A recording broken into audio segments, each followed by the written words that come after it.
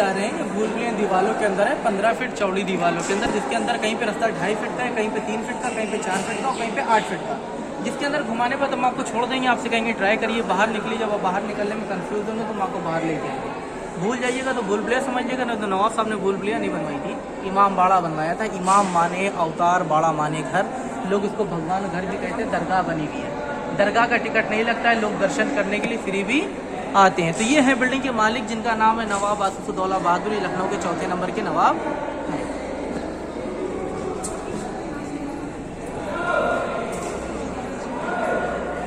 भैया ध्यान देंगे, इस तरह के रास्ते हैं, भूल भुलैया की दीवारों के अंदर हमको चलना है, अंदर लाइट वगैरह नहीं है। मोबाइल की टार्च की जरूरत पड़ेगी, कहीं पे उजाला है, कहीं पे अंधेरा है। घुमाने बाद 1 मिनट के रास्ते में छोड़ेंगे, रास्ता आपको ध्यान रखना है कि हम किधर से गए थे और किधर से आना है।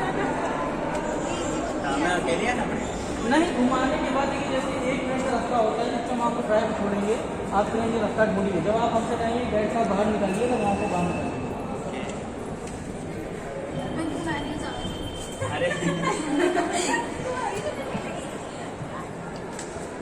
आप देखिए, पैसे दिए हैं आप लोग ने समझने के लिए, और आप लोग समझे, मूवी पे ज़्यादा ध्यान ना दें, क्योंकि समझने में मूवी पे आपका ध्यान भटक जाएगा। बिल्डिंग का पहला हॉल है जिसको बोलते हैं चाइनीज़ हॉल। आप लोग ने चीनी की प्लेट देखी होगी, चीनी की प्लेट में जिस तरह का डिज़ाइन बना होता है उस तरह का डिज़ाइन बनाया गया इसकी छत के ऊपर। आज के राष्ट्रपति के लिए, मंत्री के लिए जब खाना पकता है तो पहले बावर्ची खाना चेक करता है, फिर राष्ट्रपति या मंत्री वगैरह खाना खाते हैं, ताकि उनको कोई खाने में जहर वगैरह ना दे दे। लेकिन उसके टाइम नवाब साहब किसी का चखा हुआ खाना और किसी का झूठा खाना खाने के आदी नहीं थे, इसलिए पलाइट बर्तन खुद बता देता था कि खाना किस तरीके का है। अब पलाइट मुंह से तो बोलेगी नहीं कि खाने के अंदर क्या है, लेकिन जो ओरिजिनल चीनी बना बर्तन होता है उसकी खासियत होती है कि जैसे ही आप उसके अंदर पॉइजन वाला खाना निकालेंगे, पलाइट चारों तरफ से छिटक जाएगी और पलाइट का कलर हरा हो जाएगा, यानी खाने वाले व्यक्ति को बगैर खाना खाए पता चल जाएगा कुछ गड़बड़ है। जब आर्किटेक्ट किफ़ायतुल्लाह खां जो ईरान से थे, उन्हीं ने प्लेट का चमत्कार देखा तो उसकी प्लेट के नक्शे का बनाया ये हॉल, नाम दिया चाइनीज हॉल। 60 फीट ऊंचा, 54 फीट चौड़ा, चारों तरफ जो चेयर लगी देख रहे हैं, इसके साथ बिल्डिंग होती है, सूरज की लाइट के साथ बिल्डिंग बंद हो जाती है। ये बिल्डिंग खाने के आइटम से बनाई गई, अगर ये बिल्डिंग ना देते तो बिल्डिंग गिर जाती है। ये बिल्डिंग बनी है उड़द की दाल, सिंघाड़े का आटा, नीम का गोंद, शहद, गुड़, बेल चूना और लाल मिट्टी, जिससे बनाई गई इमारत को कोई तरह सीमेंट यूज नहीं होती थी। 1% की सीमेंट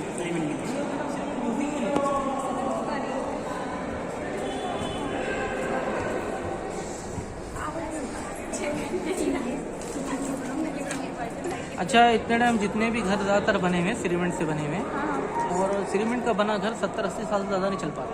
आप देख सकते हैं 300 बरस से बनी हुई है बिल्डिंग। एशिया का नंबर 1 हॉल कहा जाता है, पर्शिया हॉल के नाम से मशहूर है। 50 मीटर लंबा हॉल है, बीच में कोई सपोर्ट नहीं है। लोग 30 फीट की छत डालते हैं, अगर बीच में सपोर्ट ना तो छत गिरने का डर रहता है, लेकिन आप देख सकते हैं कि इतना बड़ा हॉल बगैर सपोर्ट के रुका हुआ है। चाय की ट्रे आप लोग ने देखी, टी ट्रे, टी ट्रे के डिज़ाइन का बनाया गया है। इस हॉल का काम क्या था कि यहाँ बैठते धर्मगुरु, माँ तक बैठती जनता, बिना लाउड स्पीकर के धर्मगुरु की आवाज़ जनता सुनती थी। काई लकीरों की मदद से, काई लकीरें आप देख रहे हैं, ये काई लकीरें नहीं, सब खांचे हैं। अच्छा, इसका सबूत हम लोग आज भी देते थे। फैमिली को खड़ा करते थे यहाँ, और गाइड खड़ा होता था 50 मीटर की दूरी पे। इतनी दूरी से खड़े होकर हम लोग माचिस की तीली की आवाज़ जला के सुना देते थे। लेकिन अभी आर्कियोलॉजिक ने गेरली बंद कर दी है, क्योंकि गेरली हिल रही, किसी की जान माल का नुकसान ना, इसलिए इसको बंद कर दिया गया। इसी बिल्डिंग के अंदर एक कहावत भी कही होते हैं, हम आपको सिर्फ सासू की आवाज़ से आपसे बोलेंगे और आपको मेरी आवाज़ के लिए सुनाई देगी। सामने शीशा रखा हुआ देख रहे हैं जी, ये शीशा चेहरा देखने के लिए नहीं है। जितने टाइम इमाम बाड़ा बना उतने टाइम लाइट नहीं थी, इन झूमरों पर चिराग जलते थे। जब चिराग की लाइट इन शीशों पड़ती थी, जिससे इमाम बाड़ा, देखिए ये शीशों कमाल है, नहीं तो ऊपर कोई लाइट नहीं जल रही है। अच्छा,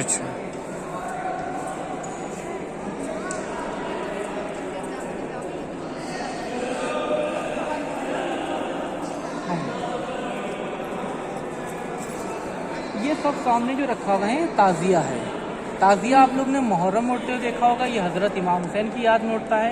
ये हज़रत इमाम हुसैन पैगंबर मोहम्मद साहब के नाती थे, जिनको आज से 1400 साल पहले करबला के मैदान में 3 दिन का भूखा प्यासा शहीद करा गया था। उन्हीं की याद में नवाब साहब ने ये दरगाह बनवाई थी। ये दरगाह ओरिजिनल इराक़ में है, लेकिन लोग वहाँ दर्शन ज़ियारत करने के लिए ना जा पाए, वहाँ की ज़ियारत यहाँ पे कर लीजिए। ताज़िया आप देख रहे हैं, आपके सामने रखा हुआ एक मन्नती ताज़िया। जैसे आप लोग यहाँ पे घूमने के लिए आए, ऐसी गुजरात की फैमिली भी यहाँ पे घूमने के लिए आई थी, जिसके क्या औलाद नहीं होती थी। जब उसको पता चला ये दरगाह है, तो यहाँ पे उसने मन्नत मांगी, उसकी मन्नत पूरी हुई। तो चांदी की ताज़िए की मन्नत मांगी थी, लेकिन गरीब औरत थी, चांदी का ताज़िया नहीं चढ़ा पाई। ये आर्टिफिशियल ताज़िया जो आपके सामने रखा हुआ है, लेकिन 57 साल पुराना ताज़िया। 57 सन पर जी।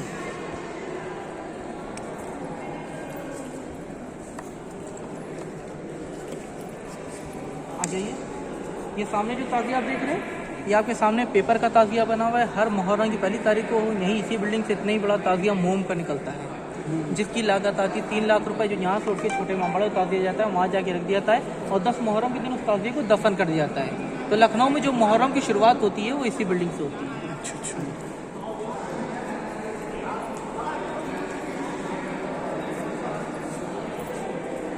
ये जो फोटो आप लोगों ने देखा था नवाब आसिफुद्दौला बहादुर का, ये नवाब साहब की खबर है और उनके बाजू में उनकी वाइफ शमशुन्निसा की खबर है। इसके अंदर 2 खबरें हैं, 15 फीट बेसमेंट के अंदर है, बाहर से कटहरे से लगाएगा ताकि कोई अंदर ना जा सके। सरियाने पे एक नवाब साहब का ताज रखा हुआ जो नकल है, ओरिजिनल नहीं है। ओरिजिनल जितना भी कीमती सामान था जो 18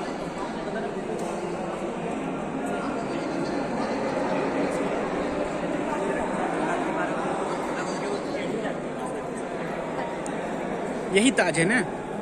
ये नकल। अच्छा।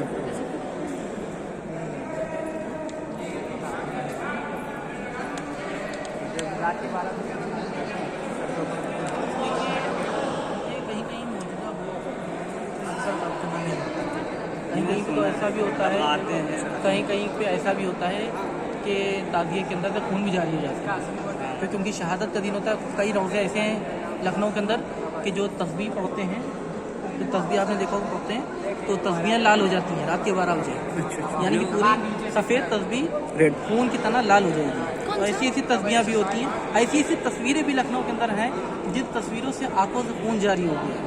तो उन्हीं की दरगाह है, ये दरगाह ओरिजिनल इराक में बनी हुई है, हज़रत इमाम हुसैन का रोज़ा। लेकिन जो वहाँ ज़ियारत ना करे वो यहाँ कर ले। ये अखरोट की लकड़ी से बनाई गई है। अखरोट की लकड़ी इस्तेमाल में इसलिए ली गई है क्योंकि अखरोट की लकड़ी कीड़ा नहीं लगता है, बरसों तक चल जाती है। आइए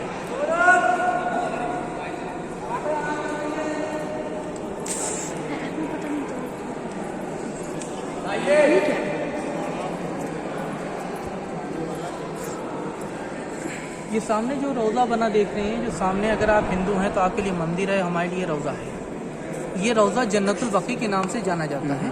ये जन्नतुल बकी सऊदी अरब में बनी हुई थी। पैगंबर मोहम्मद साहब की एक ही बेटी थी जिनका ये मंदिर, ये रोज़ा था, कब्रिस्तान इसको कहलाता था।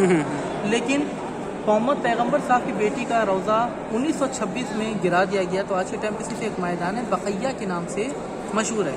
आज पैगंबर मोहम्मद साहब की जो बेटी की जो मज़ार है, उस मज़ार का पता नहीं कि मज़ार कहाँ पे थी। ये ऐसा करने वाले कौन हैं?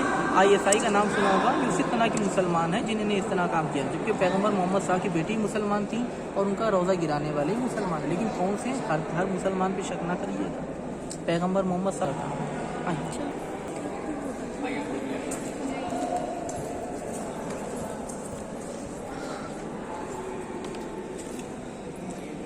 बिल्डिंग का तीसरा हॉल है जिसको इंडियन हॉल के नाम से जाना जाता है। इंडियन हॉल हाफ खरबूजे के डिज़ाइन का बनाया गया है। अब देखिए नीचे से छत गोल है। किसी भी मंदिर या मस्जिद की छत पे जाएंगे, पूरी दुनिया की बिल्डिंग उठा ली, पूरी दुनिया में चैलेंज कर रहे हैं। किसी भी मंदिर या मस्जिद की छत पे जाएंगे, अगर नीचे से छत गोल है तो ऊपर भी गोल होगी। अगर गुरुद्वारा नीचे से गोल है तो ऊपर भी गोल होगा, मस्जिद नीचे से गोल है तो ऊपर भी गोल होगी। लेकिन ये देखिए नीचे से गोल है, ऊपर से गोल, लेकिन ऊपर छत पे जाएंगे तो पूरी छत फ्लैट है। ऊपर कोई भी आपको डोम से नहीं दिखाई देगा, पूरी छत आपको प्लेन दिखाई देगी ऊपर से जी। इन्हीं दीवालों के अंदर हम चलेंगे तो कहावत कही गई, आहिस्ता बोलो, किसी बुराई ना करो, दीवालों के भी कान होते हैं। देखिए दीवालों के अलावा कुछ नहीं है ना? कोई कमरा आपको दिख रहा है? कोई कमरा नहीं है। आप ये ना सोच के आइए किसी राजा का घर होगा, किसी रानी का महल होगा, क्योंकि महल होता तो कोई कमरा बना होता, कोई दरबार बना होता। लेकिन सिर्फ आप ऊपर जब भूल गए चलेंगे, सिर्फ रास्ते हैं, रास्तों के अलावा कुछ नहीं है। आइए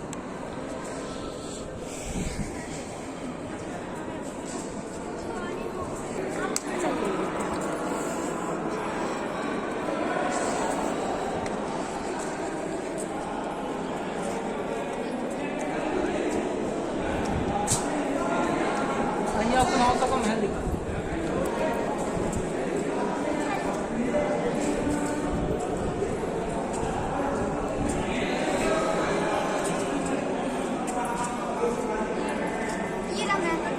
ये महल है नवाब साहब का, जो आपका जो है 76 मंजिल के नाम से जाना जाता था। लेकिन आज के टाइम पे सब सरकारी ऑफिस बन चुके हैं। ये जो पानी आप देख रहे हैं, ये गोमती नदी का किनारा है। और ये क्या है? ये लखनऊ में 1923 में बाढ़ आई थी। जिस रोड से आप आए उस रोड का फोटो है, छोटा इमाम बाड़े का फोटो है। अच्छा अच्छा।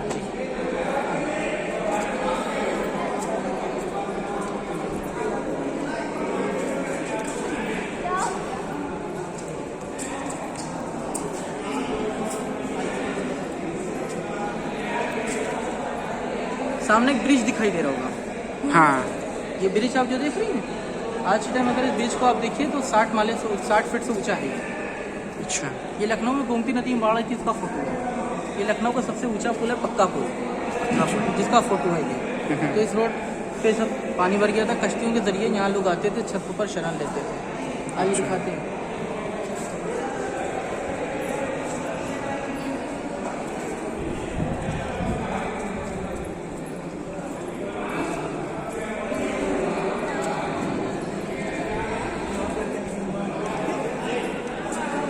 ये इस रोड का फोटो है, इसी में बड़ा का हिस्सा है। अच्छा अच्छा, इसी पर से वो लोग जाते हैं। चली आ रही हैं, छत के लोगों ने शरण ली थी, उनके तक जी।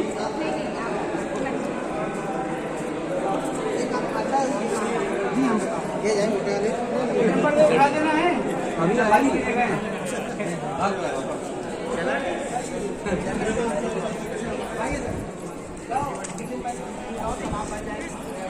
देखिए थोड़ा सा आपको गर्मी बर्दाश्त करना पड़ेगी, क्योंकि हमको उस पार चलना है। भाई हाँ, ये डोल हो गया कहाँ भाई, बोल जाए ना, बोलिए कहो तो यहाँ पे किनारे चले गए। बिल्कुल आइए दिखा के फिर